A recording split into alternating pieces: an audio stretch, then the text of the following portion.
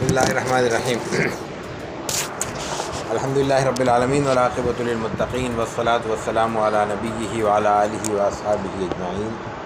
Doctor साहब, आपके हम बेहद ममनून हैं कि आप इन साथियों को लेके यहाँ तशरीफ़ लाए हैं और हमें ये मौका अता किया है कि हम आपके साथ कुछ वक्त गुजार सकें। हमारी इज़्ज़त अफ़ज़ाई है, आपका तमाम का खैर मक़दम है और बेहद शुक्रिया कि आप इस वक्त हमारे दरमियान मौजूद हैं।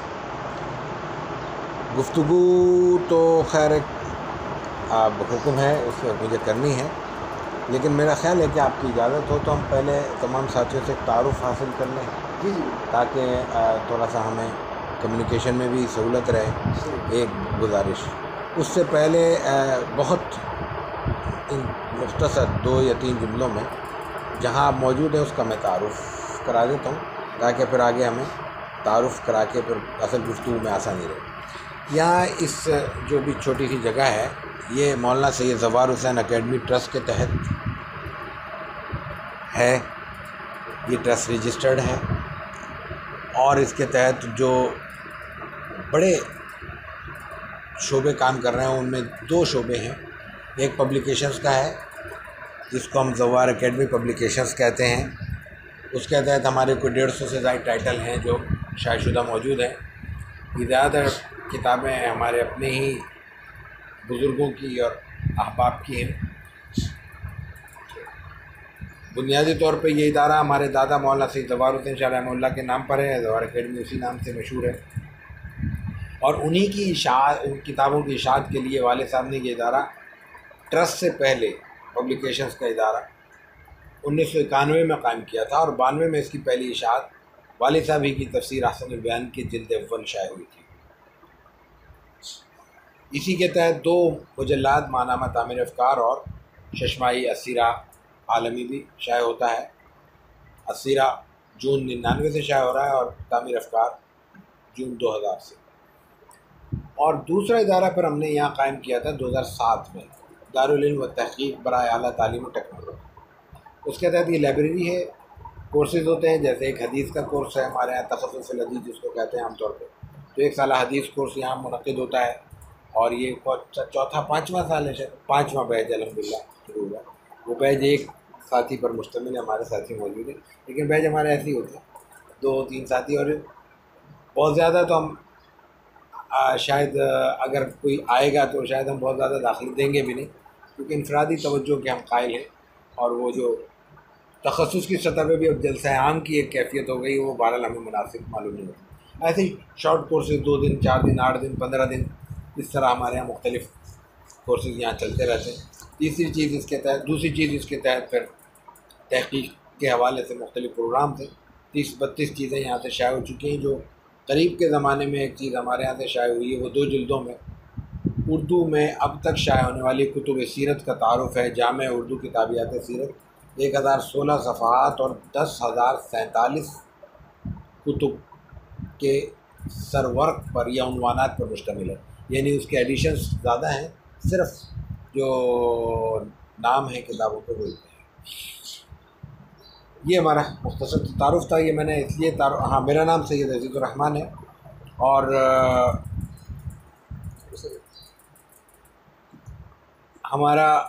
हमने 2005 में जामिया कराची से PhD की तकमील की थी।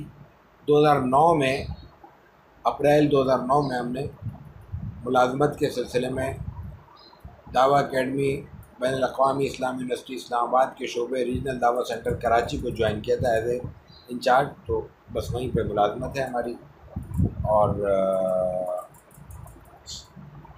इस मुलाज़मत के बाद कुछ अगर वक्त बचता है तो वो हम यहाँ पे होते हैं। तो ये तो मैंने कहा कि मुख्तसर सा तारुफ़ है। बाकी अगर आपकी तरफ से शुरू हो जाए तो दाईं तरफ मेरे आप ही हैं।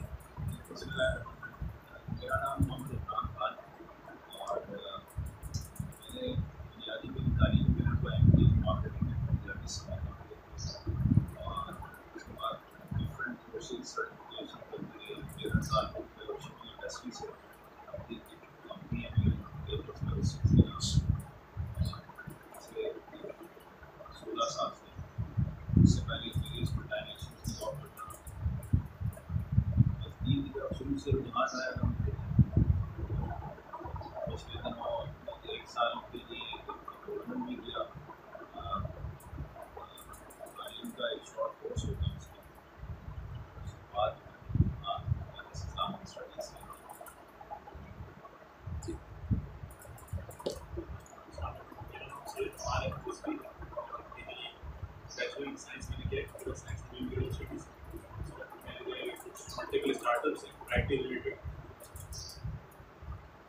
तो ये जो आप हज़रात तारुफ़ करा रहे हैं ये तो इस्लामियात के अलावा का तारुफ़ करा रहे हैं ना, थोड़ा इस्लामियात का बैकग्राउंड भी अगर कुछ जाए, MS से पहले भी तो कुछ ना कुछ किया होगा ना आप हज़रात ने। ये इस्लामियत में मेरा पहला दर्जा। अच्छा,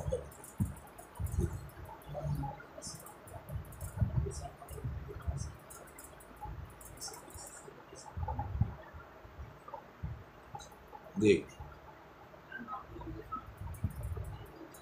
जोर से बोले यार, सब सुन लें।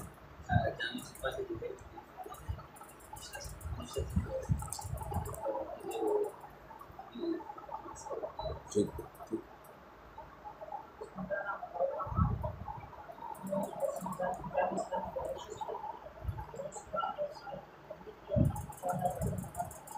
कहाँ? अच्छा, यहाँ क्या किया?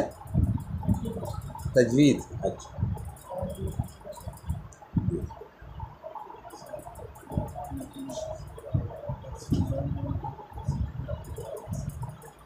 आवाज़ समझ में नहीं आई, थोड़ा जोर से बोलिए।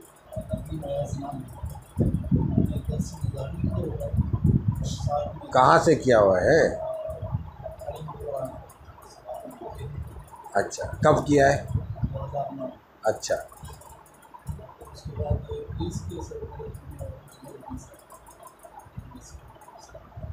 9 से अब आप कर रहे हैं तो ख़ासा फासला है। इस दौरान क्या मसरूफियत रही?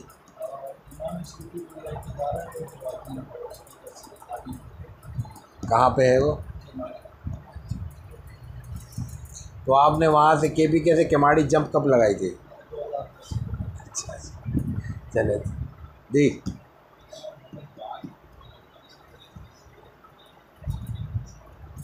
ठीक जी। अच्छा, कोई साथी बात पड़ा? आप करा दीजिए। मेरा नाम मोहम्मद रशीद है। मैंने इंटर के बाद फिर दरस निज़ामी की तरफ गई। अल फुरकान स्कॉलर्स अकेडमी से मैंने ये दरस निज़ामी मुकम्मल किया, तखस्सुस फिल और फिर उसके बाद तखस्सुस। अच्छा, ये कहाँ है अल फुरकान अकेडमी? ये सोलर। अच्छा अच्छा, सही। हाँ, ठीक है। अब माशाल्लाह, बहुत शुक्रिया। अब थोड़ी सी बात हम अपने मौजू पे कर लेते हैं और फिर उसके बाद हम इंशाल्लाह मगरिब के करीब करीब फिर थोड़ा सा लाइब्रेरी का तारुफ भी और विज़िट भी कर लेंगे। समाजियात का मौजू बहुत तवील मौजू है और कुछ पेचीदा भी। पेचीदा इस माना में कि समाजियात की तारीफ़ बुनियादी तौर पे मगरिब से हमारे यहाँ आई है और जो वेस्टर्न थाट्स के साथ मुख्तलिफ़ इशूज़ होते हैं वो इशू यहाँ भी महसूस होता है हमारे अहले फ़िक्र के यहाँ कि वो समाजियात को कभी बहुत वसी तनाजुर में देखते हैं और कभी उसको बहुत किसी ख़ास पहलू से देखकर दूसरे बहुत से पहलुओं को नज़रअंदाज कर देते हैं। तो हम इस फ़नी बहस में नहीं जाएंगे। समाजियात चूँकि मैंने अर्ज़ किया कि तफसीली मौजू है तो हम चंद पहलू और आप अलैहिस्सलातु वत्तस्लीम के ज़िंदगी से उस हवाले से चंद इशारे कोशिश करेंगे कि दोहरा लें। वो सब बातें आम हैं, आप लोग सब पढ़े लिखे हैं, उलमा हैं, तो आपके लिए वो सिर्फ तज़कीर के दर्जे की चीज़ है, कोई शायद मालूमात में इजाफ़ा ना हो सके। हमें सबसे पहले ये बात देखनी चाहिए कि रसूलुल्लाह सल्लल्लाहु अलैहि वसल्लम की बुनियादी हैसियत दाई की है, पैगंबर की है। पैगंबर दाई होता है। दावत एक पूरी साइंस है, एक पूरा सोचने और करने का पूरा एक मिजाज है। जब हम किसी भी हवाले से किसी नई बात का आगाज़ करना चाहते हैं तो हमें बहुत सी एहतियातें और बहुत से तकाज़े पेश नज़र रखने पड़ते हैं। रसूलुल्लाह सल्लल्लाहु अलैहि वसल्लम के तमाम समाजी इक़दामात को देखने के लिए और समझने के लिए आपकी दायाना हैसियत को पेश नज़र रखना चाहिए। आप अलैहिस्सलातु वत्तस्लीम एक ऐसे माहौल में खड़े होकर तौहीद की बात करना शुरू करते हैं जहाँ के मुक़द्दस तरीन मकाम बैतुल्लाह में 360 से ज़ायद बुत हैं। अब तसव्वुर कीजिए, मैंने जो लफ्ज़ इस्तेमाल किए हैं उनका मफ़हूम क्या है। मक्का मुकर्रमा ख़ुद पूरे जज़ीरतुल अरब में मुक़द्दस है और एक मुद्दत से मुक़द्दस है। उस मक्का मुकर्रमा का सबसे मुक़द्दस मकाम बैतुल्लाह है। उस बैतुल्लाह में जब 360 बुत मौजूद होंगे तो इसका मफ़हूम यह है कि सिर्फ़ बैतुल्लाह नहीं, उसकी निस्बत से हर चीज़ को एक ख़ास नौइयत का तक़द्दुस हासिल है। हमारे यहाँ से जब गरीब और जो नाख़वानदा बहुत बड़ा तबका है वो जब जाता है, वो अपनी अक़ीदत का इज़हार करता है, उससे बड़ी शिद्दत से भी हम भी निमटते हैं, दूसरे भी निमटते हैं, लेकिन हमें थोड़ा सा शायद मार्जिन भी देना चाहिए कि बेचारा एक गरीब आदमी है, उसको हमने आज तक हमारी नालायकी है कि अब उसको पूरा दीन का तसव्वुर उसके जहन में नहीं उतार सके। अब वो जाता है तो बैतुल्लाह के दरवाज़े को छूने की कोशिश करता है, पर्दे को छूने की कोशिश करता है, चूमने की कोशिश करता है, तो ये उसकी महज अक़ीदत का इज़हार है। ये बैतुल्लाह की निस्बत से इज़हार अक़ीदत है। तो उस बैतुल्लाह में उस दौर जाहिलियत में अगर बुत मौजूद होंगे तो उनके साथ कितनी अक़ीदत वाबस्ता होगी, क्योंकि असल अक़ीदत तो वो बैतुल्लाह से वाबस्ता है। वो बैतुल्लाह जो मक्का मुकर्रमा जैसे मुक़द्दस मकाम पर मौजूद है, उस तक़द्दुस के आला तरीन महल में मौजूद उन बुतों के इंतहाई दर्जे में मानने वालों और इबादत गुज़ारों को आप अलैहिस्सलातु वत्तस्लीम ये दावत देने जा रहे हैं कि ला इलाहा इल्लल्लाह मुहम्मदुर रसूलुल्लाह, कि अल्लाह के सिवा कोई इबादत के लायक ही नहीं। मतलब तुम्हारा यहाँ झुकना, तुम्हारा अपने पेशानी टेकना, या तुम्हारा इनसे कोई सवाल करना, या इनके सामने कोई तक़द्दुस महाबी के साथ झुकना, ये तमाम की तमाम चीज़ें यकसर गलत हैं। आप अलैहिस्सलातु वत्तस्लीम जब ये पैगाम देने जा रहे हैं तो उस पैगाम के माबाद असरात से भी वाकिफ़ होंगे, और जब आप उन माबाद असरात से वाकिफ़ हैं यकीनन, तो उनके सद्दबाब के लिए या अपने पैगाम से वाबस्ता मुस्तक़बिल में वाबस्ता होने वाली मनफियत को ख़त्म करने के लिए भी शऊरी तौर पर कोशिश करेंगे। जब ये दोनों चीज़ें मुक़दमे के तौर पर हमारे सामने हों तो अब देखिए कि आप अलैहिस्सलातु वत्तस्लीम का रवैया क्या है। आप अलैहिस्सलातु वत्तस्लीम को जब 3 बरस के बाद, तकरीबन 3 बरस, 2.5 बरस 3 बरस के बाद ऐलानिया दावत का हुक्म मिलता है, तो कुरान करीम ने भी वहाँ पे एक शर्त आयद की है, या एक अदब आपके सामने रखा है, तकाज़ा। सूरह हिज्र में बिल्कुल इख्तिताम पर है, फस्दा बिमा तुअमर व आरिद अनिल मुशरिकीन, तो जो आपको काम कहा जा रहा है वो तो कीजिए, लेकिन व आरिद अनिल मुशरिकीन, मुशरिकीन से एराज़ कीजिए, उनसे तारुज़ ना कीजिए। हालांकि वो तारुज़ नागुज़ीर है। क्यों नागुज़ीर है? अनिल मुशरिकीन का लफ्ज़ इस्तेमाल हुआ है, वही बुतकदा है, वो बैतुल्लाह नहीं है उस वक्त। तो उस बुतकदे में किसी को भी छेड़ने का बुनियादी मफ़हूम यह है कि वहाँ से रद्द अमल आएगा। आप अलैहिस्सलातु वत्तस्लीम का हुक्म ये हो रहा है कि वह आरिद अनिल मुशरिकीन, रद्द अमल आएगा, लेकिन आपने सब्र से, ज़ब्त से, हिकमत से उसको दूर करना। ये एक चीज़ हमारे सामने रहनी चाहिए। तो रसूलुल्लाह सल्लल्लाहु अलैहि वसल्लम ने क्या किया? आपने सबसे पहले सब्र को उसूल के तौर पर सामने रखा, और मुश्रिकीन के साथ तहम्मुल के रवैये के साथ साथ जहाँ जहाँ मुमकिन हुआ उनके लिए तालीफ़ क़ल्ब का एहतमाम शुरू दिन से फरमाया। ये मुश्रिकीन के साथ आपके समाजी रवाबित की बुनियाद है। मिसाल के तौर पे आप अलैहिस्सलातु वत्तस्लीम की मुखालफत है, शदीद तरीन मुखालफत शुरू हो जाती है। उस मुखालफत में जब जहाँ कहीं मौका मिलता है और आप अलैहिस्सलातु वत्तस्लीम अपना तासुर पेश कर सकते हैं तो पेश करते हैं, और वो तासुर महज मुसलमानों के लिए नहीं, वो तासुर महज गैर मुस्लिमों के लिए भी नहीं है, वो एक उमूमी शख्सियत का तासुर है, एक ऐसी शख्सियत का तासुर जिस शख्सियत का उस माहौल में इस कदर शिद्दत से मुखालफत के बावजूद इंतहाई एहतराम भी मौजूद है और इंतहाई दर्जी का उसका असर भी मौजूद है। आप अलैहिस्सलातु तस्लीम दुनिया में तशरीफ़ लाते हैं, 40 बरस ज़िंदगी गुजारते हैं, 40 बरस के बाद 13 बरस तक आप दावत फरमाते हैं। इस दावती दौरानिए अहद मक्की में 10 बरस आपके ऐलानिया दावत के हैं। इन 10 बरसों में शदीद तरीन मुखालफत हुई है। उस शदीद तरीन मुखालफत के दौरान मक्के वालों की अमानतें आपके क़याम मक्का के आखिरी दिन तक आपके पास थी। क्यों?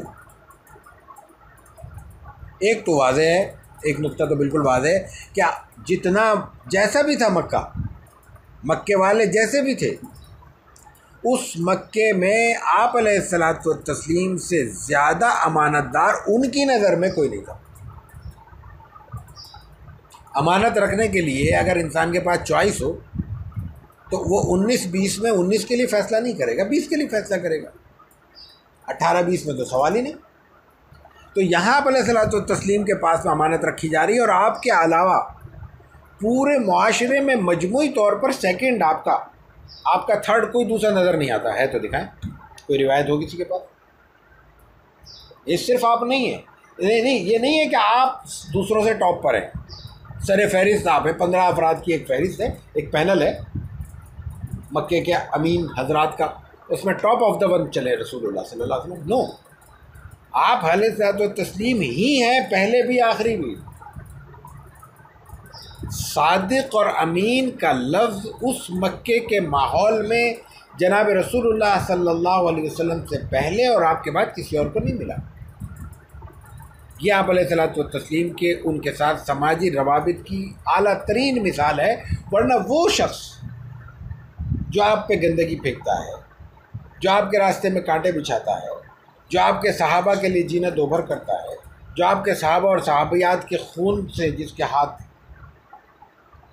रंगीन हो जाते हैं, जो बाकी अमानतें रखने वाले हैं, या वो हैं या उनके अजीज़ व अक़ारिब हैं, या उनके कुनबे वाले हैं, या उनके ख़ानदान वाले हैं, या उनके कबीले वाले हैं, या उनके कबाइल से दोस्ती और ताल्लुक़ रखने वाले हैं। तो आप कह सकते हैं ना, जाओ अबू जहल के पास रखवाओ, जाओ उतबा के पास रखवाओ, जाओ उक़बा के पास रखवाओ। आपने कभी कहा? कोई एक रिवायत हो?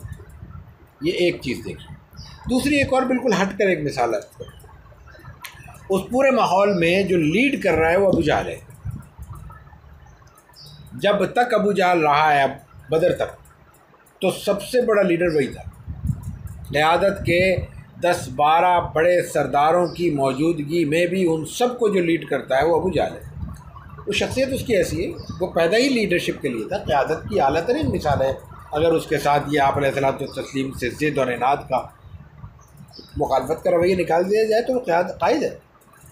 अब ये अलग बात है कि वो अच्छाइयों के बनने के बजाय जहालतों का कायद बनता है, रसूलुल्लाह सल्लल्लाहु अलैहि वसल्लम का हामी बनने के बजाय वो मुखालफत पे आता था। लेकिन उस कैफियत में आप अलैहिस्सलातु तस्लीम मक्का मुकर्रमा में उस शख्स के होते हुए एक ऐसे शख्स की मदद के लिए तैयार हो जाते हैं जो बराह रास्त अबू जहल का डसा हुआ है। बाहर से एक शख्स आता है और वो ये कहता है कि आप अलैहिस्सलातु तस्लीम से आके कहता है, बल्कि आपसे नहीं कहता, वो मक्के में आके कहता है, मशहूर वाक़या कि अबू जहल ने मेरे पैसे खाए हुए, मुझे दिला दो। लोग कहते हैं भाई अबू जहल से तो कोई मुकाबला नहीं कर सकता। तो एक शख्स शरारतन, रिवायत में अल्फाज मौजूद है कि शरारतन एक शख्स रसूलुल्लाह सल्लल्लाहु अलैहि वसल्लम की तरफ भेज देता है ये सोचकर कि आप अलैहिस्सलातु तस्लीम तो इससे निकलवा नहीं सकेंगे और आपकी सुर्खी होगी। उसको मकसूद नऊज़ुबिल्लाह रसूलुल्लाह सल्लल्लाहु अलैहि वसल्लम को नीचे दिखाना है। उस कैफियत में रसूलुल्लाह सल्लल्लाहु अलैहि वसल्लम तक वो एक साइल पहुंचता है जो आपसे वाकिफ़ नहीं है, बाहर का है, मुसाफिर है। वो आके आप अलैहिस्सलातु तस्लीम से दरख्वास्त करता है, आप लेके चले आते हैं। उसको हाथ पकड़ के अबू जहल के पास, अबू जहल दरवाज़ा खटखटाता है। तो वो आपको देखकर वो परेशान होता है कि आप कहाँ से आ गए। जब वो आ जाता है बाहर, आप उसके सामने मुतालबा रखते हैं तो वो चंद ही लम्हों में वो मुतालबा पूरा कर देता है। उसकी पूरी तफसील है जो हमारे इस मौजूद से मुताल्लिक़ नहीं है। सवाल ये है कि उस वक्त आप अलैहिस्सलातु वस्सलाम एक ऐसे शख्स के मुकाबले पे कैसे आते हैं, एक ऐसे शख्स की खातिर जिसको आप नहीं जानते, जो हमारा जज़ाकल्लाह जो हमारा हाल है। हमें अगर बड़ी मुखालफत का सामना हो, बड़ी शख्सियत हमारे मुकाबिल हो, तो हम कोशिश यही करेंगे ना कि उससे टकराव ना हो। हत्तुल इम्कान अपने काम में भी हम ज़ब्त का मुज़ाहरा करेंगे, लेकिन अगर मामला किसी अजनबी का हो, अननोन आदमी है, बाहर का आदमी है, आज वो यहाँ मौजूद है, कल उसके बाद दोबारा वो यहाँ से पलट कर नहीं आएगा, हमारा से क्या लेना दे रहा जाए। आप अलैहिस्सलातु वस्सलाम उसके लिए जाते हैं। इससे मालूम ये होता है कि आप अलैहिस्सलातु वस्सलाम का उमूमी रवैया ये है कि हर जान पहचान वाले और अनजान के लिए उसकी मदद की खातिर खड़े हो जाते हैं। यह है बुनियादी तौर पर समाजी इंसाफ और समाजियात का बुनियादी किसी की मदद का रवैया, ये आप अलैहिस्सलातु वस्सलाम की ज़िंदगी में मौजूद है। उसके साथ साथ समाजियात में सबसे बड़ा मसला लोगों के साथ जज्बात और ख़यालात के टकराव का होता है। हम ख़ास तौर पर जब किसी ख़ास मकाम पर पहुंच जाते हैं तो ये मसला बढ़ जाता है। ये इंसानी नफ्सियात है। हमारी जितनी क़यादतें हैं या ओहदे और मनसब के लोग हैं, उनके लिए सबसे बड़ी दुश्वारी जो आजमाइश बनती है वो ये होती है कि अपनी शख्सियत को बताया जाए, बयान किया। शख्सियत कैसे बताई जाएगी? नुमाया करके। नुमाया कैसे होंगे? कोई नया काम करके। और ये बात समझना आज हमारे लिए सोशल मीडिया के दौर में बहुत आसान है। आज हम जिस आजमाइश से दो चार हैं वो सोशल मीडिया की सनसनीखेज़ी है। चौंका देना, आने वाहिद में किसी भी चीज़ का वायरल कर देना या वायरल हो जाना, ये है चौंका देना, जगह बना लेना। उसके लिए अब इंसान को, अगर मैं कोई कमज़ोर लफ्ज़ इस्तेमाल ना भी करूं, तो सब कुछ करने को तैयार है। ये क्यों है? आगे आने के लिए, नुमाया होने के लिए, दिखाने के लिए। आप अलैहिस्सलातु वस्सलाम को हम देखते हैं। आपने बहुत बाद में एक बात फरमाई, हज़रत आयशा सिद्दीक़ा रज़ियल्लाहु ताला अन्हा की रिवायत है, आपसे कोई बात का तनाजुर है, उसमें आप अलैहिस्सलातु वस्सलाम हज़रत आयशा से एक अपने ख़्याल का इज़हार करते हैं। कहते हैं कि अगर यह हुज़ूर का एक ख़ास उसलूब था, तकल्लुम का अंदाज़ था कि आयशा, अगर तेरी कौम नई नई मुसलमान न हुई होती, यानी फ़तेह मक्का हुआ है, अभी नए नए मुसलमान हैं, तो मैं बैतुल्लाह को उसकी असल शक्ल पर उस्तवार कर देता। बैतुल्लाह की असल शक्ल क्या थी? जो मौजूदा शक्ल है बैतुल्लाह की असल शक्ल नहीं है। हज़रत इब्राहीम और हज़रत इस्माईल अला नबीना व अलैहिस्सलातु वस्सलाम ने जो बुनियाद रखी थी, उसमें और इसमें दो बुनियादी जौहरी फ़र्क है। एक तो ये कि वो ज़मीन के सतह के साथ था, उसका रास्ता बुलंदी पर नहीं था, सतह ज़मीन से मिला हुआ था। दूसरा, उसके दो दरवाजे थे, एक दाखिल होने का और एक वापस निकलने का। ये दोनों चीज़ें ख़त्म की गई और दोनों को ख़त्म करने वाले मक्के वाले हैं, या यूँ कह लीजिए कि कुरैश, जो भी उसई के ज़माने में हुआ या उससे पहले हुआ, फार के ज़माने में हुआ, जब भी हुआ। लेकिन ये हुआ इसलिए कि बैतुल्लाह पर इजारादारी का तसव्वुर पुख्ता हो सके। जब सतह ज़मीन से बराबर होगा तो कभी भी दरवाज़ा खुल सकता है, कोई भी अंदर दाखिल हो सकता है। लेकिन जब इतना बुलंद हो कि इंसान पूरी कोशिश के बावजूद जंप करके भी अंदर ना दाखिल हो सके, तो फिर सीढ़ी चाहिए होगी। सीढ़ी तो हर वक्त दस्तयाब नहीं है, सीढ़ी तो हर वक्त मौजूद नहीं है, तो ऊपर अंदर दाखिल नहीं हो सकते। दूसरा, जब दो दरवाजे होंगे तो बहुत आसान होगा अंदर जाना, या कम से कम एक दरवाजे के मुकाबले में ज़्यादा आसान होगा जाना। दो रास्ते हैं, एक जगह के दो रास्ते हैं, तो वो वैसे ही कुशादा हो जाता है और अप्रोच वहाँ पे इजी हो जाती है। तो उन्होंने दोनों दरवाज़े ख़त्म करके एक दरवाज़ा रखा, और वो दरवाज़ा भी इतनी बुलंदी पर रखा कि बग़ैर सीढ़ी के वहाँ तक ना पहुँचा जा सके। और सीढ़ी किसके पास है? जो बैतुल्लाह का हाजिब है, दरबान है, कलीद बरदार है। तो रसूलुल्लाह सल्लल्लाहु अलैहि वसल्लम हज़रत आयशा से क्या कह रहे हैं कि मैं इसको असल सतह पे लाना चाहता हूँ, जिसके इतने फ़वाइद हैं, जो इस्लाम के बुनियादी मकासद से करीब तर है। आपके यहाँ तो मुसावात है एक ख़ास माना में। आप अलैहिस्सलातु तस्लीम की तालीमात में तो तमाम इंसानों को एक नज़र से देखने की रिवायत है। उसमें अमीर गरीब की अगर तफरीक नहीं है तो राय और रियाया की भी तफरीक नहीं है, हुक्मरान की और उस शहर के आम बासियों की भी तफरीक नहीं होगी। हर एक को इख्तियार हासिल है।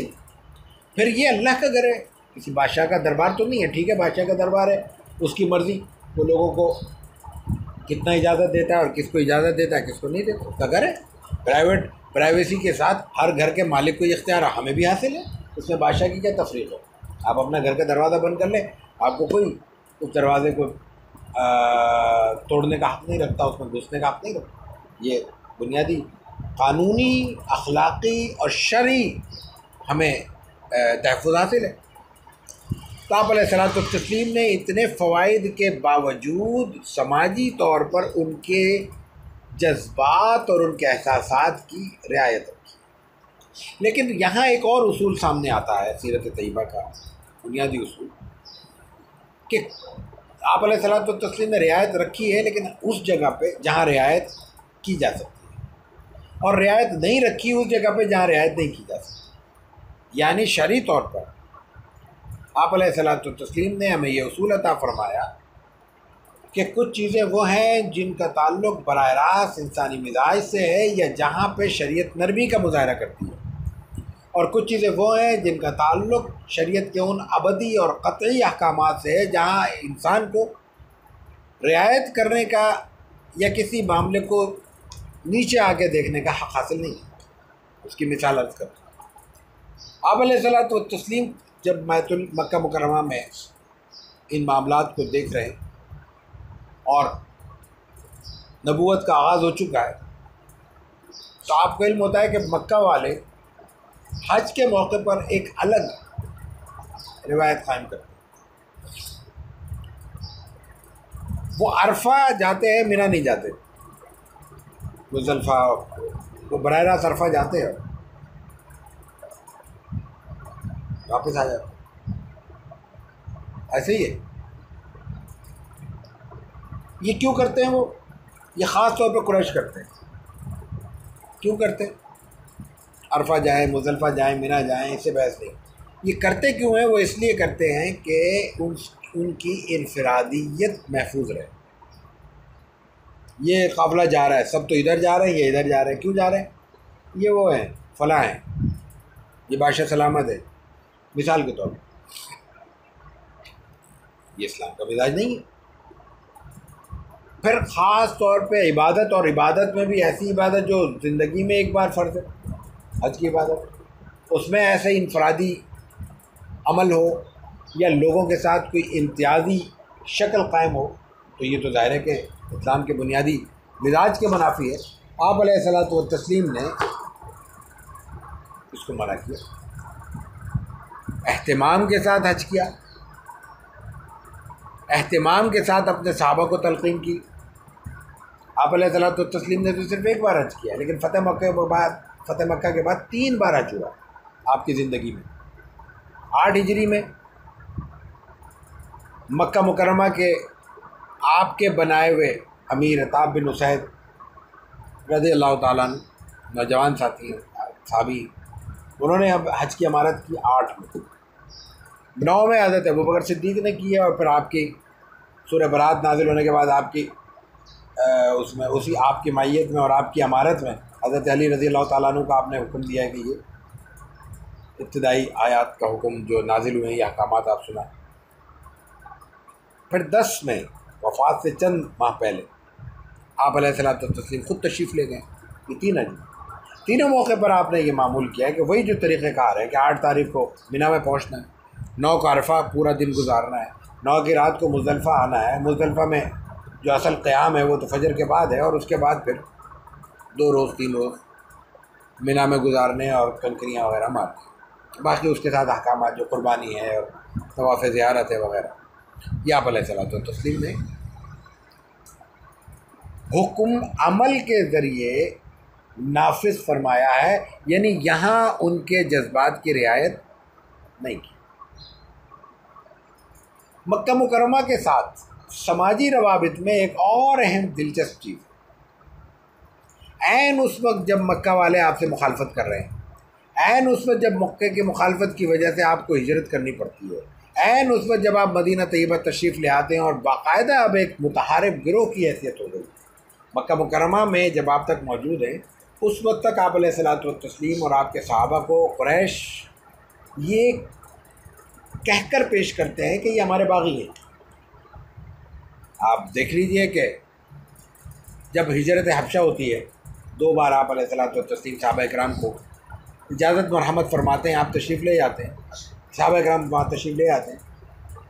तो दूसरी हिजरत हबशा के बाद मक्के वाले एक बहुत बड़ा डेलीगेशन भेजते हैं, एक पूरा वफ़द जाता है, बातचीत करता है। वो उसमें क्या कहते हैं, वो उसमें लफ्ज़ भगोड़ों का इस्तेमाल करते हैं कि हमारे भगोड़े, यानी उनका किब्र किस सतह पे पहुंचा हुआ है कि वो अपने उनको एक मज़हब या कोई एक मज़हबी गिरोह या मज़हबी अक़लियत भी तसव्वुर नहीं करते। वो कहते हैं तो हमारे जैसे कोई ग़ुलामों के लिए लोग इस्तेमाल करता है कि हमारे ज़र ख़रीद ग़ुलाम थे, भाग गए, वो अंदाज़ इख्तियार करते हैं।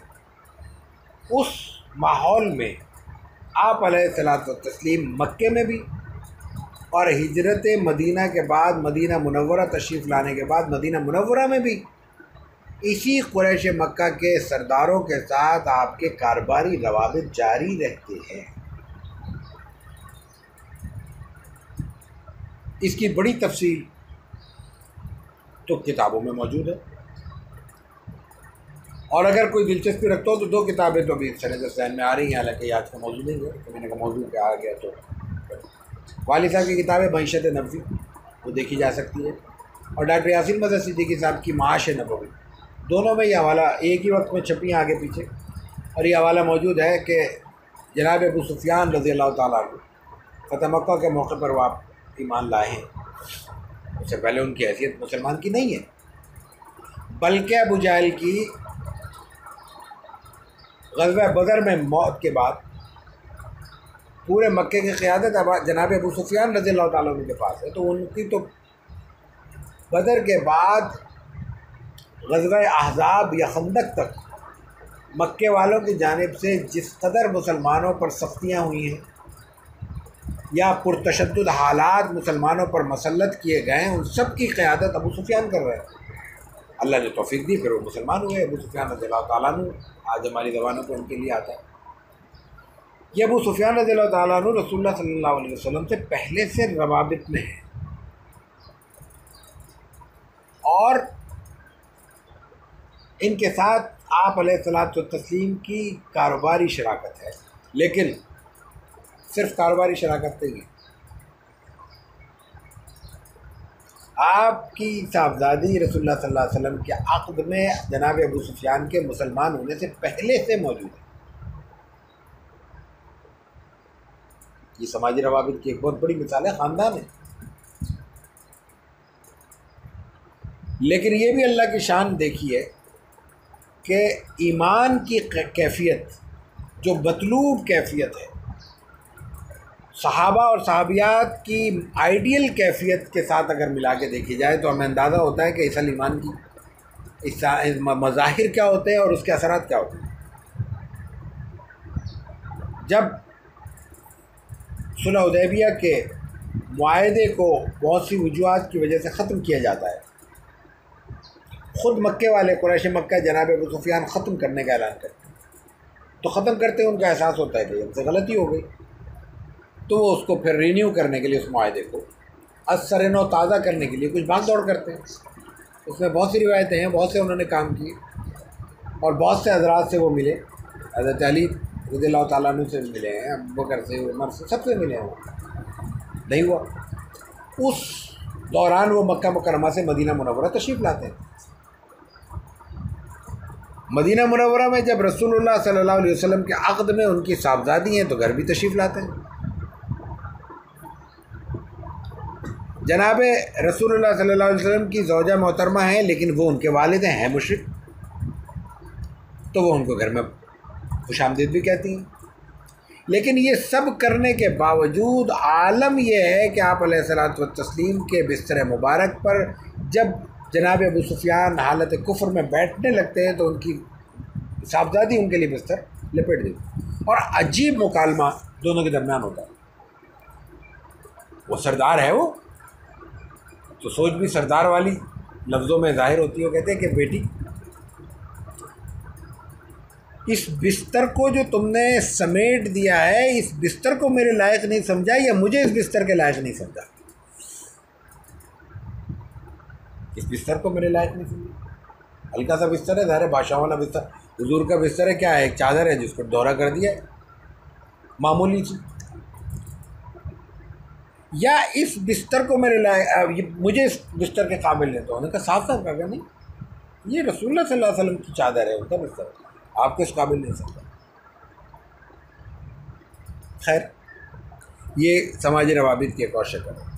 लेकिन यहाँ देखिए कि कुफ्र की इस कैफियत के बावजूद कि वो बराह रास्त आपके साथ एक मुतहारिब सरदार की हैसियत रखते हैं, उसके बावजूद चूँकि रिश्तेदारी मौजूद है, रसूलुल्लाह सल्लल्लाहु अलैहि वसल्लम ने घर में दाखिल होने से मना नहीं किया। अपनी ज़ौजा मोहतरमा को नहीं कहा कि भाई तेरा बाप आ रहा है लेकिन वो तो मुझसे लड़ रहा है, ख़बरदार जो उसको आने दिया, नहीं कहा। और आगे सुनिए, ये एक वाक़या नहीं है। आप अलैहिस्सलातु व तस्लीम की एक और ज़ौजा मोहतरमा की रिवायत मौजूद है। यहाँ पर अलैहिस्सलातु व तस्लीम की जो अज़वाज मुतहरात हैं, सही बात यह है कि इनके जो रिजाल में जो इनके तज़किरे मौजूद हैं, तबक़ात में जो इनके तज़किरे मौजूद हैं, इनकी उस ज़िंदगी को असर नौ देखने की ज़रूरत है ताकि आज के हालात में हम अपने घरेलू ज़िंदगी के लिए रसूलुल्लाह सल्लल्लाहु अलैहि वसल्लम का एक उसवा हसना उसूलों की शूल में उस सूरत में हम पेश कर सकते हैं। खैर, एक ज़ौजा आपकी पूछती है कि मेरा फ़लाँ अज़ीज़ है, मुसलमान नहीं है, काफिर, मदद कर सकते हो, उसका हक। कहती है मेरी वालदा आ रही है, तो माँ है वो, भाई उसका हक अदा करो, उसके साथ उसकी खिदमत करो। कोई कहती है कि फ़लाँ अज़ीज़ है, मैं उनकी मदद करना चाहती हूँ ज़कात सदक़ात वग़ैरह से, दूँ सदक़ात से। यह आप अलैहिस्सलातु व तस्लीम का एक और समाजी रवैया मदद। मददी की बात आई है तो हमें हज़रत समामा बिन आसाल रज़ियल्लाहु ताला अन्हु की रिवायत को पेश नज़र रखना चाहिए।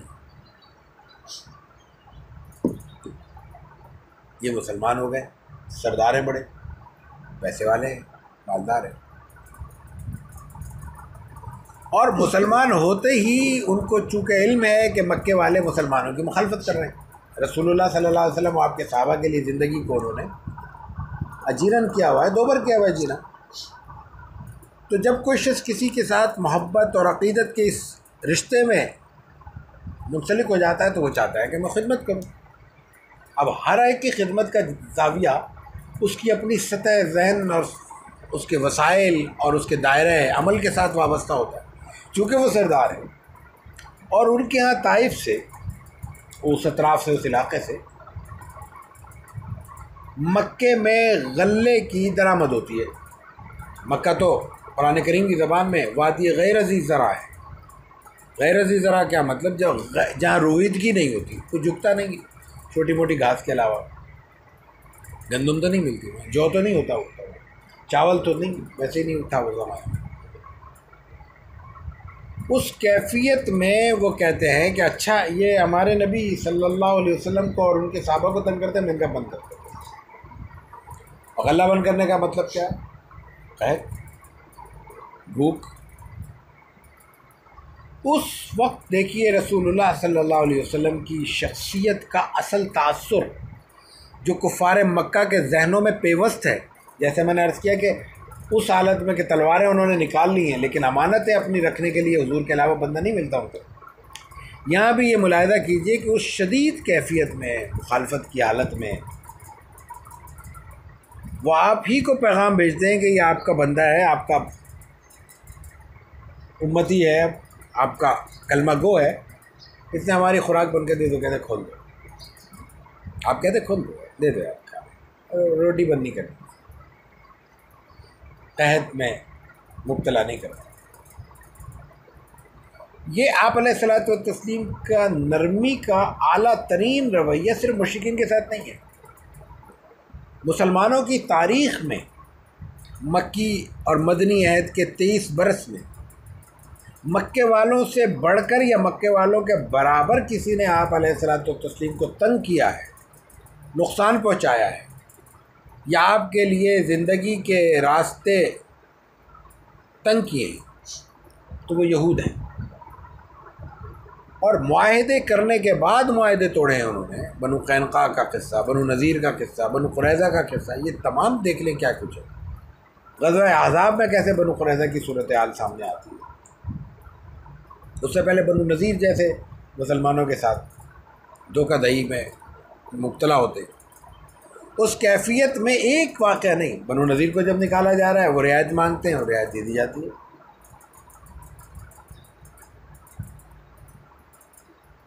यहूद का एक गिरोह, तसव्वुर कीजिए कि यहूद का एक गिरोह आप अलैहिस्सलातु तस्लीम से तयशुदा तहरीरी मुआहदे से फिर जाता है, जिसकी सज़ा गर्दन उड़ाने के अलावा उस माहौल में और कुछ नहीं।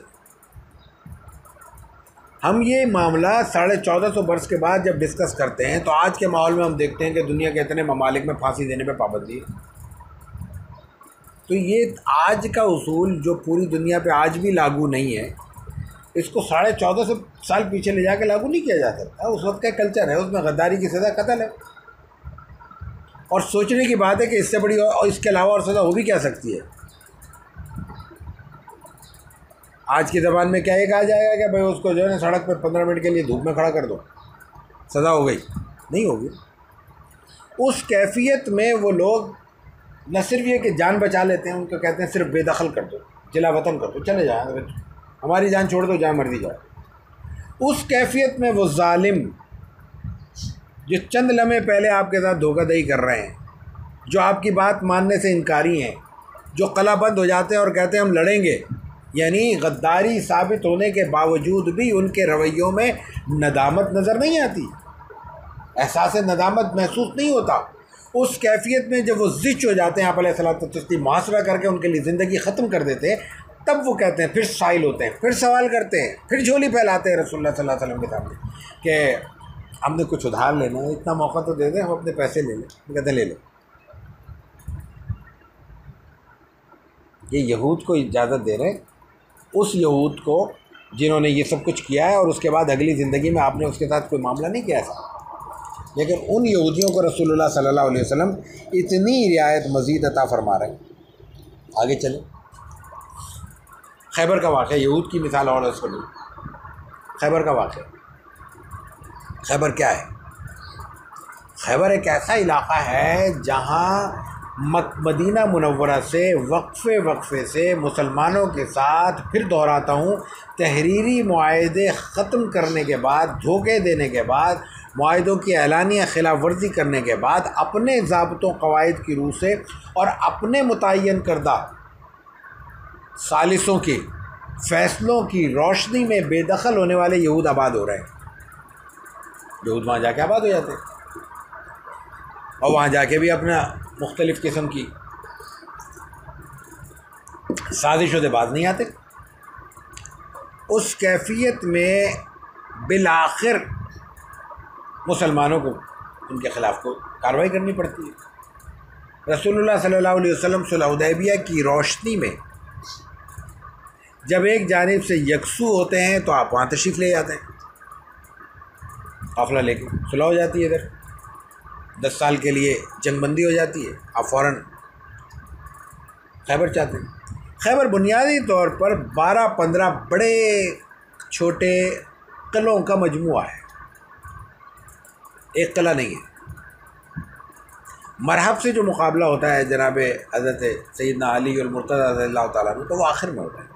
उससे पहले बहुत सारे किले हैं जो फ़तह होते चले जाते हैं, आखिरी किला नहीं होता फ़तह। तो हज़रत अली रज़ियल्लाहु ताला अन्हु को मामूर किया जाता है और वो फ़तह कर लेते हैं।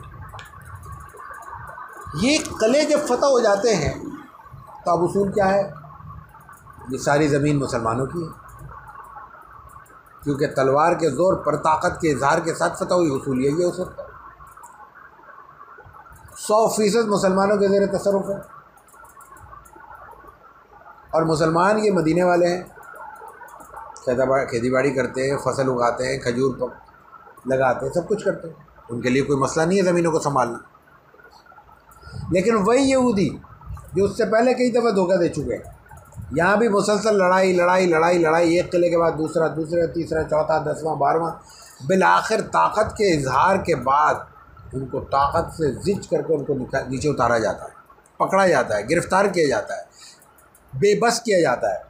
उस बेबस कौम के नुमाइंदे आप अलैहिस्सलातु तस्लीम से मुतालबा करते हैं कि हमें कुछ हमारी सुनिए। तो क्या सुनिए?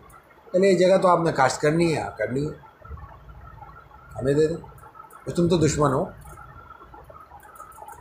तुम्हारी वजह से तो हम यहाँ आए, तुम इंसान के बच्चे बने हुए ये ज़िंदगी गुजार रहे होते तो हमें तो तुम्हारी ज़मीन से एक खजूर लेने की ज़रूरत नहीं थी। मदीने से चल के खजूर लेने तो नहीं आए, अगर लेने आए थे तो पहले 8 साल क्यों नहीं ली, 7 साल 6 साल? जवाज़ तुमने दिया तो मुसलमान वहाँ पे आए। उस वक्त भी मुसलमान रसूलुल्लाह सल्लल्लाहु अलैहि वसल्लम की सरबराही में उनका मुतालबा मान लेते हैं और उनके साथ एक डील होती है। ये डील इंसानी तारीख़ में इतनी नुमायाँ डील है कि पूरी मुसलमानों की नहीं, इंसानी तारीख़ में एक नए किस्म के कारोबार को कारोबारी इस्तिलाह देती है ये मुखाबरा। मुखाबरा यहाँ से शुरू होता है, ये खैबर से है। यानी एक ऐसा अमल जो खैबर की सरजमीन पे पहली बार तय हुआ, वो मुखाबरा। यही उनके साथ समाजी रवैया है हमारा मुसलमान। आगे चलते हैं। आप अलैहिस्सलातु तस्लीम की ज़िंदगी में समाजी रवैये हर एक के लिए, यानी ये नरमी के और तलत्तुफ़ के, शफ़क़त के, मेहरबानी के, और उसमें दर्जा बदर्जा अपने ख़ानदान की और अपने ख़ानदान से वाबस्तगान की रियायत भी नज़र आती है। और उसमें बड़ी अजीब मिसालें हमारे सामने मौजूद हैं जिनका ख़ुलासा सिवाय इंसान दोस्ती और इंसानियत दोस्ती के और कोई नहीं मिलता। 2 मिसालें अगर मैं अर्ज़ कर दूँ, वक्त की गुंजाइश शायद कम है। ये वो चीज़ें हैं जो आमतौर पर बयान नहीं होती, और रसूलुल्लाह सल्लल्लाहु अलैहि वसल्लम की ज़ात का ये पहलू फिर उस तरह नुमायाँ नहीं हो पाता। हमारे यहाँ एक रिवायत है और वो दुरुस्त नहीं है, लेकिन उसकी वजह से अजीब अजीब बातें फिर ज़हनों में आती हैं। मेराज की रिवायत है कि सफ़र मेराज में जनाब रसूलुल्लाह सल्लल्लाहु अलैहि वसल्लम उसके पहले हिस्से में जब बैतुल्लाह या मक्का मुकर्रमा से बैतुल मक़दस गए तो हज़रत उम्मे हानी क्या थे। ये रिवायत दुरुस्त नहीं है, बुखारी की वाज़ेह रिवायत है कि बैतुल्लाह में थे, और बैतुल्लाह में उस वक्त आप अलैहिस्सलातु तस्लीम की मौजूदगी भी समझ में आती है। एक तो रात का वक्त है, तहज्जुद का वक्त है, तो उस वक्त आप इबादत में होते थे, तो घर पे क्या हो क्यों। दूसरी बात कि वो उसकी तौक़ीद की एक अलग बहस है, कभी उस पर मौका मिला तो बात करेंगे। एक सीरत का बहुत बड़ा उन्वान है तौक़ीद, तारीख़ें आपस में टकराती हैं, तो दुरुस्त क्या है। तो जदीद तहक़ीक़ जो गुज़िश्ता 15-20 बरस में 25 बरस में सामने आई है, वो हमें बताती है कि आप अलैहिस्सलातु तस्लीम के सफ़र मेराज की तारीख़ असल में रमज़ान है। वो अलग है, पूरा उसका स्ट्रक्चर है, कभी मौका मिला तो बात करेंगे। हमारा जो शशमाई मुजल्ला है अस्सीरा, उसका ख़ुलासा इब्तदाई 2 शुमारों में मौजूद है। जो दिलचस्पी रखते हैं और ख़ास तौर से रियाजी से वाक़फ़ियत रखते हैं वो उसको ज़रूर पढ़ें, उसमें बहुत सारे उक़दे हल होते हैं। खैर, हम तो यहाँ एक और मिसाल देना चाह रहे हैं, तौक़ीद की बहस मतलूब नहीं। तो रमज़ान है, तो रमज़ान में आप कहाँ होंगे? रमज़ान में आदमी आमतौर पर इबादत गुज़ार शख्स कहाँ मिलता है? मस्जिद में पाया जाता है। आप मस्जिद में थे, बैतुल्लाह में थे, तो इस मौके पर हज़रत उम्मे हानी रज़ी अल्लाह ताला अन्हा का ज़िक्र रही है। ये हज़रत उम्मे हानी कौन है? हज़रत अली इब्न अबी तालिब रज़ी अल्लाह ताला अन्हु की सगी बहन, जनाब अबी तालिब की साहबजादी और हज़रत फ़ातिमा रज़ी अल्लाह ताला अन्हा की बेटी साहबजादी। ये बात अलग है कि उस मौके पर आप अलैहिस्सलातु तस्लीम उनके घर नहीं थे, लेकिन उससे बढ़कर ये बात साबित है कि आम तौर पर आप हज़रत उम्मे हानी के घर जाते थे। फ़तेह मक्का की एक रिवायत मिलती है, आप में से यकीनन याद होगी। याद है क्या रिवायत है? फ़तेह मक्का के मौके पर हज़रत रसूल अकरम सल्लल्लाहु अलैहि वसल्लम ने मक्का मुकर्रमा में नमाज चाश, नमाज ज़ुहा हज़रत उम्मे हानी के घर पढ़ी है। शमाइल तिरमिज़ी में कम अज़ कम एक रिवायत उनके मुतालिक है कि उनके घर आप नाश्ता करने गए, सुबह के वक्त गए, उनके घर कुछ नहीं था, उन्होंने कहा रात के बचे हुए टुकड़े हैं, तो आपने कहा वही ले आओ कुछ इसको। अब वो खुश्क रोटी है, वो भी जौ की, खुश्क जौ की रोटी कैसे नीचे उतरेगी? तो आपने कहा इसको नीचे उतारने के लिए कुछ है? उन्होंने कहा कुछ नहीं है सर, घर में खाने को सिरका है। तो आपने उस वक्त कहा था कि अरबी बताओ है, और भी अल्फाज आते हैं इसके कोई? नेमल इदामु अल, क्या मतलब? सिरका बेहतरीन चीज़ है, सिरका खाने का मकसद ज़रूरत पूरी हो जाएगी हमारी। खैर इस रिवायत पे भी कुछ बात हो सकती है, लेकिन वो फिर किसी और बात। ये हज़रत उम्मे हानी है। ये उम्मे हानी से इतने ताल्लुक़ क्यों हैं? वो तो चचेदार बहन है, वो कोई ऐसा रिश्ता नहीं है। उसकी वजह उनकी वालदा है और वालिद भी हैं। वालिद के ईमान के बारे में तो अमूमी रिवायत अहले सुन्नत की है कि वो ईमान नहीं लाए, अगरचे के मोहम्मद बिन इसहाक़ रहमतुल्लाह की रिवायत उनके ईमान लाने की मौजूद है। खैर जो अमूमी जमहूर का कौल है, अहले सुन्नत का वही कौल है, लेकिन उनकी अहलिया ईमान लाई। आप अलैहिस्सलातु वस्सलाम की ज़िंदगी में उन्होंने वफ़ात पाई है। उनकी वफ़ात का वाक़या मुख्तलिफ़ मसादिर सीरत में मौजूद है, मसादिर तारीख़ में। वो जब वफ़ात पाती हैं, हुज़ूर का इल्म होता है, आपके मौजूद होते हैं। रावी कहते हैं कि इंतहाई शदीद हुज़्न और गम की कैफियत आपको तारी होती है। और जैसे उमूमी माहौल होता है हमारे यहाँ, बराबर के लोग, बड़े लोग, छोटे लोग कुछ ना कुछ जुमले ऐसे मौके पर भी कस देते हैं। तो आपको ये कहा गया कि इस बुढ़िया के मरने की आपको बड़ा दुख है, बहुत अफसोस है। तो उस वक्त रसूलुल्लाह सल्लल्लाहु अलैहि वसल्लम ने जो अल्फाज कहे हैं वो गैर मामूली। वो कहते हैं मेरी चची है, फिर कहते हैं मेरी माँ है, और फिर आपने फरमाया कि ये वो खातून है कि जब भी मौका हुआ इसने मुझे पहले नहलाया है अपने बच्चों को बाद में, मुझे पहले पहनाया है अपने बच्चों को बाद में पहनाया, मुझे पहले खिलाया है अपने बच्चों को बाद में खिलाया। जब कब्र खुद रही है आपने खुद निगरानी की है, और फिर उनको लिटाने अपने हाथ से लिटाया है, और लिटाने से पहले खुद कब्र में उतरे।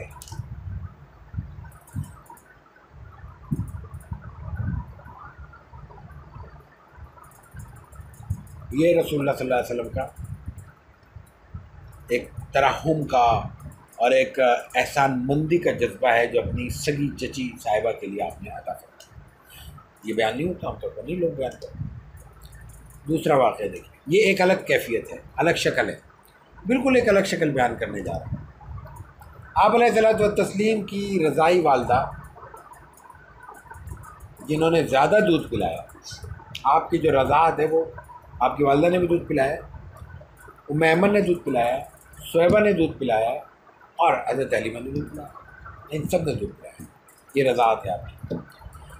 हज़रत हलीमा सादिया रज़ियल्लाहु ताला अन्हा ने दूध पिलाया, वो दुनिया से रुखसत हो गई। बहुत मुद्दत के बाद हुनैन की फ़तह, क्योंकि ताइफ का इलाका उसी दायरे इस्लाम में आया, उनकी बेटी शीमा आपके पास आती है। वो रिवायत बयान होती है आमतौर पर। आप उनके लिए चादर बिछाते हो, कहती है कौन? मैं बहन पे कैसे रिश्ते से कहता है, आप नहीं पहचानते? कहाँ पहचानी? वो एक बड़ी खातून आ रही है आपके पास चल के, जिसकी उम्र 40-50 साल होगी, उससे 50 तो होगी, आप बल्कि शायद ज़्यादा ही होगी, 60 होगी, क्योंकि ये तो हुनैन बिल्कुल आखिर वक्त का मामला है, और आप अलैहिस्सलातु तस्लीम से वो बड़ी हैं, तो आपसे भी ज़्यादा होगी। बहरहाल वो प्रूफ कर देती है, जैसे करती हैं, वो रिवायतों में तफसील आती है, आप उनका इकराम करते हैं। दो चीज़ें गैर मामूली है उस मौके पर। एक ही कि आप सिर्फ उनका एहतराम नहीं करते, उनको गिफ्ट नहीं देते, उनको हदिया नहीं देते, बल्कि उस पूरे कबीले को उस निस्बत से माफ़ कर देते हैं और उसके सारे माली वाजिबात ख़त्म कर देते हैं जिनको आपने जंग करके कैद किया था। गुलाम आज़ाद, लौंडियाँ आज़ाद उनकी, बच्चे आज़ाद उनके, और जो माल गनीमत मिला था वो सब उनको ले जाओ एक रिश्ते की ओर। और आगे सुना, उनको ऑफ़र करते हैं, पेशकश करते हैं। अब देखिए, तसव्वुर करें इंसानी नफ्सियात को सामने रखते हुए कि इस सतह का एक शख्स, ज़ात रसूलुल्लाह सल्लल्लाहु अलैहि वसल्लम की ज़ात किसी को पेशकश कर रही है और वो पेशकश कबूल नहीं करती, क्या रद्द-ए-अमल होगा हमारा?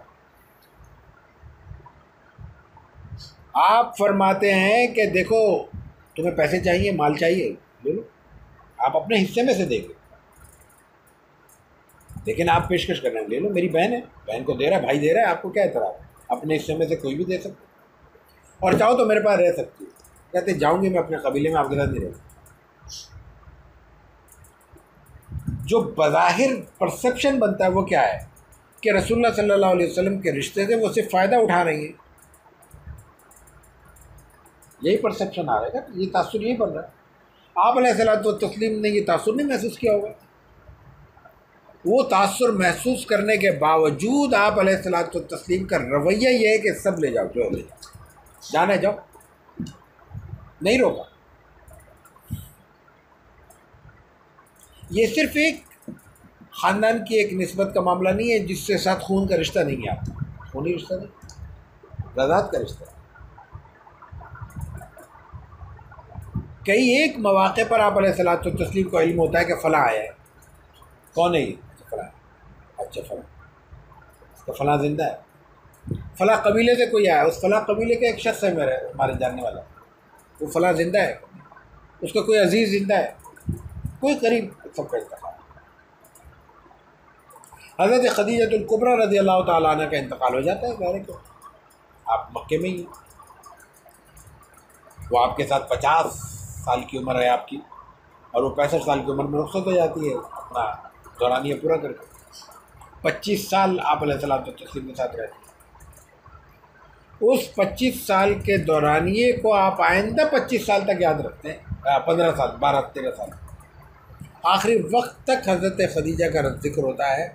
और अज़वाज मुतारात के लिए ये इंतहाई रश्क का मरहला होता है। वो कहते थे, वो अब तक याद है आपको तो अल्लाह ताला ने उसका बड़े बहुत अच्छे मुतबादिल दे दिए, मुतबादिल तो दिए है ना, वो तो नहीं दिए।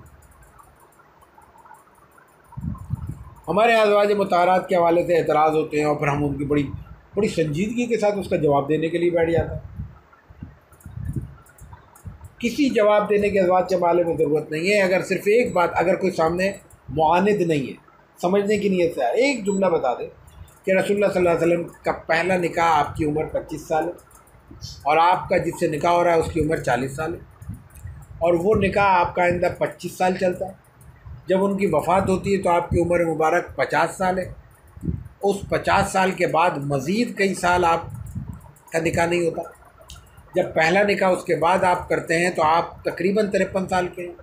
वो जो दूसरा निकाह होता है वो हज़रत सौदा उससे होता है जो आपकी हम उम्र है। 25 साल के बाद भी 3 साल आपका निकाह नहीं है, बग़ैर निकाह के आप गुजार रहे हैं। ये जो बाकी निकाह है वो उस मकसद के लिए है, तो ये बाकी उम्र वो किस तरह गुजारी है आपने। दूसरा निकाह जो हो रहा है वो हज़रत सौदा से है, बेवा है और आपकी हम उम्र है। वो दुनिया से जब रुखसत होती हैं तो वो एक उम्र रसीला खातून की हैसियत से रुखसत होती हैं, जिन्होंने अपनी बारी भी हज़रत आयशा को तफवीज़ कर दी। कौन बारी तफवीज़ करेगा? किस उम्र में बारी तफवीज़ की जाती है? ये बातें कोई बहुत ज़्यादा वजाहत की ज़रूरत है क्या इन चीज़ों की? तीसरा निकाह हज़रत आयशा सिद्दीक़ा रज़ियल्लाहु ताला, पहला नहीं है, दूसरा भी नहीं है। और जिस वक्त हज़रत सौदा से निकाह हो रहा है उसी वक्त हज़रत आयशा से निकाह हो रहा है। हमारे यहाँ उम्र आयशा की भी बहस है और पता नहीं 20 साल 18 साल खींच के पूरी करते हैं। अगर ये 18-20 साल की बात मौजूद है, अगर सही है, तो हज़रत सौदा के साथ ही रुखसती क्यों नहीं हो जाती? वो रुखसती आपकी बाद में क्यों होती है? तो ये तमाम चीज़ें आप अलैहिस्सलातु वस्सलाम की ज़िंदगी के ऐसे पहलू को, समाजी पहलू को हमारे सामने पेश करते हैं जिनमें आप अलैहिस्सलातु वस्सलाम ने इंसानी जज्बों और इंसानी रवैयों का इंतहाई ख्याल रखा है। और आप अलैहिस्सलातु वस्सलाम ने इस मामले में जो कुछ हमारे सामने अपनी उसवा हसना के ताबिंदा नकूश छोड़े हैं, उनकी रोशनी में हम बहुत से उसूल ऐसे ड्रॉ कर सकते हैं जहाँ हम अपनी समाजी ज़िंदगी को देख सकते हैं। आपके गैर मुस्लिमों से रवाबित, आपके अपने माहौल में मुसलमानों के साथ रवाबित, मुआनिदीन के साथ रवाबित, एक ऐसे शख्स से रब्ता जो आपके दरवाजे पे ज़रूरतमंद बन के साइल बन के आ जाता है, तो क्या तरीक़ा है? आपने लोगों के कैसे जज्बात को देखा है, आपने लोगों के कैसे गुस्से को झेला है, आपने लोगों के कैसे नफ़रतों को झेला है, आप अलैहिस्सलातु वस्सलाम ने कैसे अपने माशरे के बदतरीन लोगों को झेला है। हज़रत आयशा सिद्दीक़ा रज़ियल्लाहु तआला अन्हा की रिवायत है, माज़ रिवायत है, सब ने बार बार पढ़ी है।